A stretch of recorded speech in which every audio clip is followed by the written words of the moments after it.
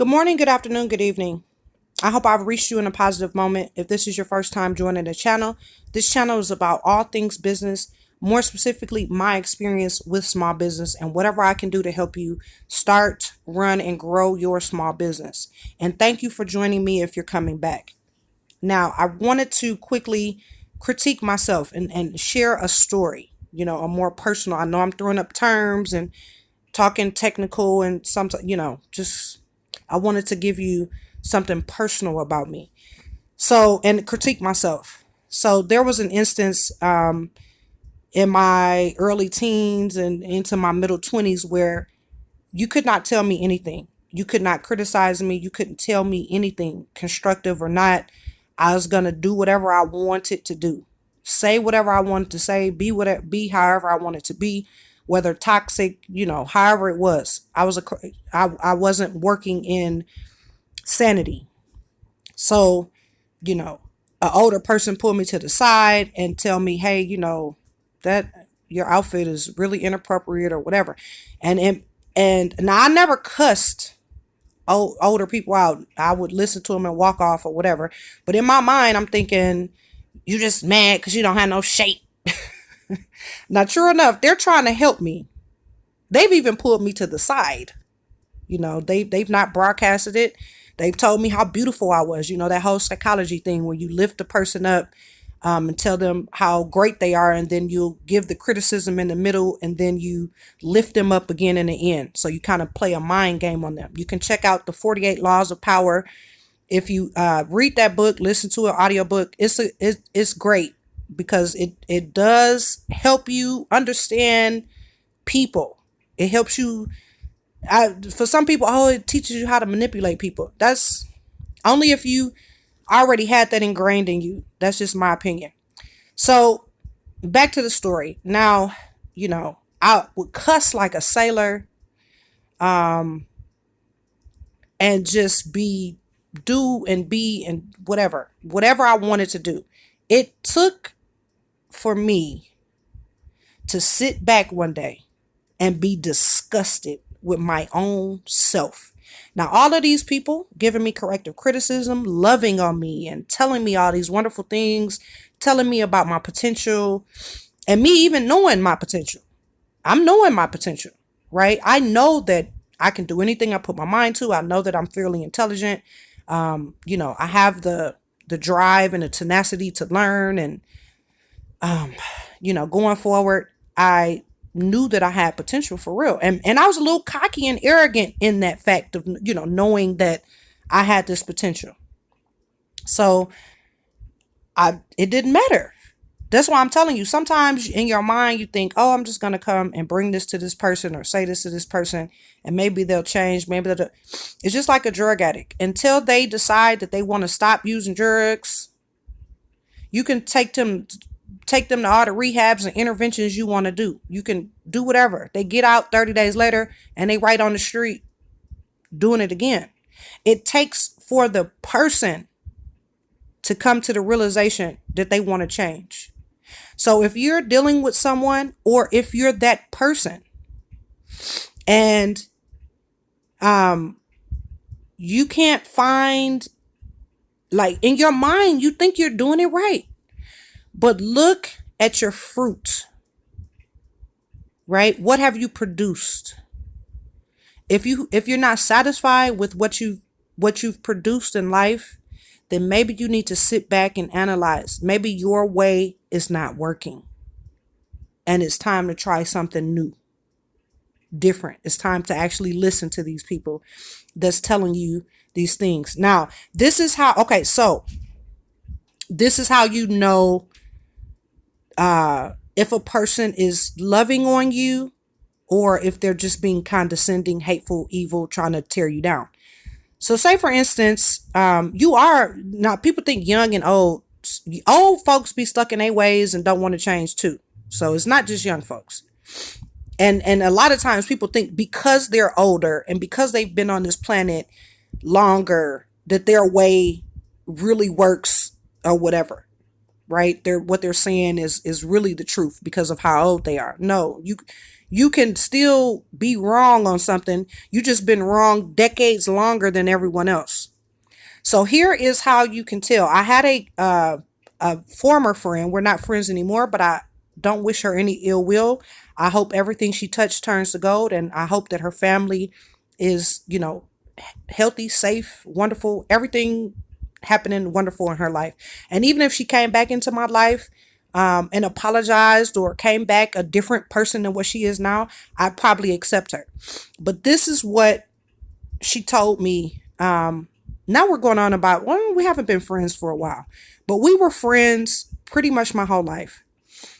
And I won't give you too much of her background, but she came from like a toxic background, toxic family, toxic area, community, everything.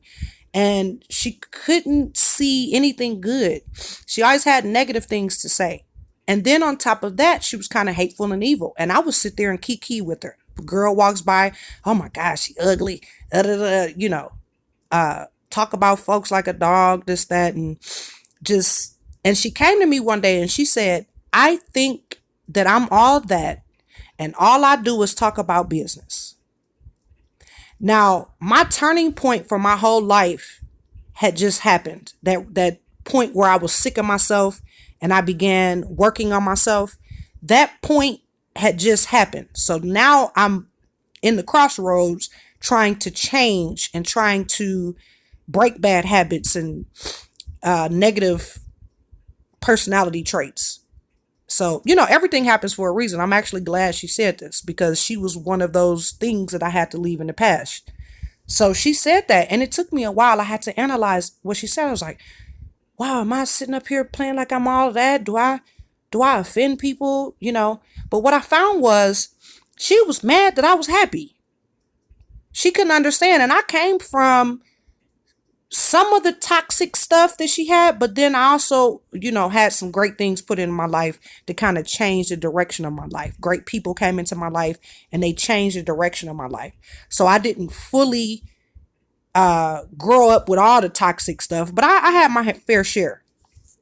So the biggest thing was that I was happy, that I was pursuing my goals and pursuing knowledge. And even sometimes when I didn't necessarily know the direction to go, I kept going forward. I didn't know if I was going right, left, or whatever. I just kept going forward. So when I go to the store, if I wanted it, I bought it. If it wasn't of value to me, I left it alone. When people were around me speaking negatively, I try to hurry up and change the subject. I crack some type of goofy joke and do some type of, become like some type of weird on the fly comedian, trying to get everyone in happy spirits. I love seeing everyone laughing and happy and joking, but not at someone else's expense though. That really necessarily wasn't my thing, but I did sit around in it while people talked about other folks and all this. And some women have this, we do this. Everyone could probably be guilty of this. So gossiping is what they call it. And then just unproductive, frivolous conversation. Who this person is dating, how many children this one got, and hours and hours and hours and hours. We took a vacation where that's all we did, sit and talk about folks, sit and complain about the vacation, right? We weren't even enjoying ourselves because we were so busy caught up on all the negative stuff, right? So when she said that, I had to sit back. I was like, wow, do I try to am I snooty? And it just dawned on me. It's not you, baby. It's her.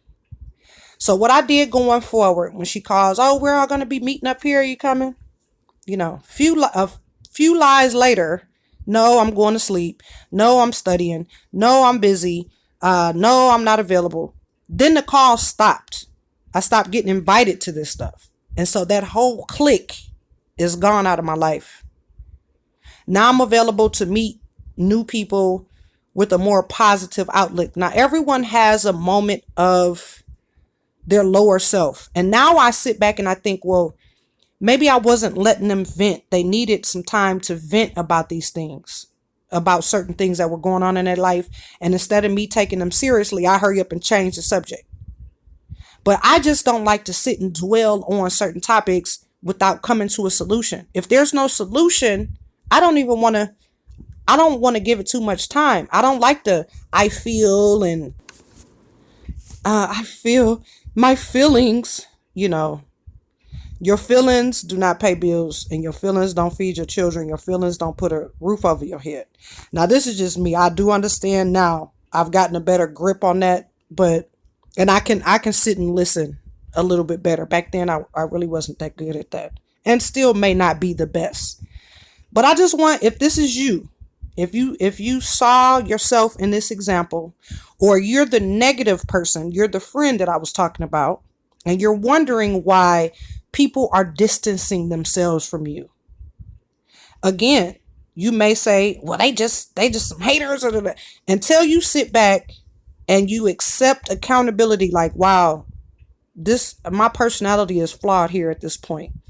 It takes for you, just like the drug addict, it takes for you to be fed up and want to change. Even if you're a kid, no one can beat you into submission. No one can make you better. The only person that can make you better is you. You have to sit down and make a decision, a choice. Like, I'm tired. First, you have to be fed up. You're fed up with your own self. Why do I always say these hateful things? Why am I always cussing? Why do I wear this inappropriate stuff? Tight, so tight, I can't even hardly breathe. Yeah, you might have a beautiful shape or not. Who cares? And then you wonder, and later on down in life, you wondering why people not taking you seriously. Oh, okay. It takes for you to sit and be fed up with yourself first, and then start taking those steps to change. I hope you don't sit there and wait till you've lost all your friends. You've lost your family. You've lost your business or the potential to have a business because of your personality flaws, right?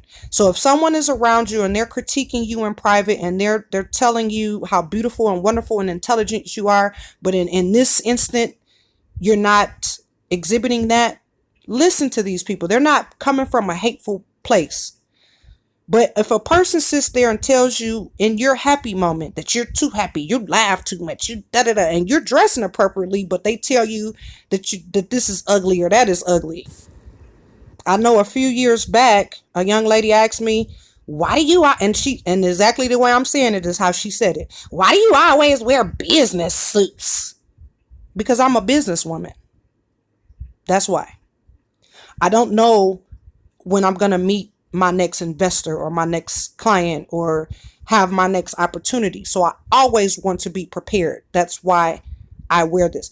You just look so, I don't know. And she walked on off, right? She didn't dress bad herself. She dressed casual. She's fairly younger than me, but in her mind, she was cutting me down. You know what I'm saying? In her mind, she was being condescending. She was not complimenting me, if that's the right word. So be careful going forward. If a person is around you and they're steadily tearing you down, and even when they talk, it's almost like they're snarling at you. They, get away from them people. Okay? On the flip side, if you're the hateful, evil person that always has hateful, evil things coming out of your mouth, you're quick to tell someone that their plan is going to fail, that it's stupid, that they look stupid, that they're ugly, and this is the way that you are, and you delight in making other people feel bad, or you're delighted by ruining another person's day, ruining their dream. This makes you happy to tear someone else down. Know that this is a temporary feeling of satisfaction. When you're home all by yourself, in your room all by yourself, when you're older all by yourself, when no one wants to come visit you, when no one is at your funeral, which you're not going to even know that, but when no one has anything good to say, like nothing, nothing. They will have nothing good to say. I don't care. Oh, you care. You care. You just haven't reached that point where you're sick of yourself yet. You're still delighted. You're delighted in the fact that you can hurt another person. The downside is you may have children that you're doing this to. And oh, I'm preparing them for the world because the world is cold. All this crazy stuff that you say. If the world is so cold, that's a perfect reason to make your house and your words and your comfort. If the world, they're going to have all this time where they're a grown up and going through the cold world, don't you think that this is the perfect time to give them love and give them comfort? Since their whole world is going to be according to you. The sad part is the people that do this stuff, the people that are mean and hateful, they probably would never have gotten to the end of this audio session, right? They're somewhere being mean, being hateful. You know, they're somewhere delighted in the fact that they've torn someone down. So they don't have time to listen to this positivity. But just say, for instance, it caught someone, you know, and you actually listen to this. Know the impact, especially on your own, inside of your own house. You're creating a toxic environment where these people, you may actually change. You may get fed up with yourself. But now you've passed these negative personality traits down to your children and to people around you. So now they're you 2.0. And you've changed. You've moved on. And you're like, well, where did they get this from? They got it from you. Okay? It's never too late to change. If you have breath in your body, today you woke up, tomorrow you'll probably wake up. And the next day after that. I don't care if you have 2 days of your life left. Spend the last 2 days of your life in a positive, happy place where you're uplifting, loving, and just being different. Especially if the way that you are hasn't gotten you anywhere, right? What do you have? You have a bunch of people just like you maybe around you. He-hen and kikiing. Y'all talking about everybody like a dog. You telling people that their ideas are stupid, that they're ugly, that they're stupid, this, that, you know, you delight in tearing other people down. That's no good. And what goes around comes around.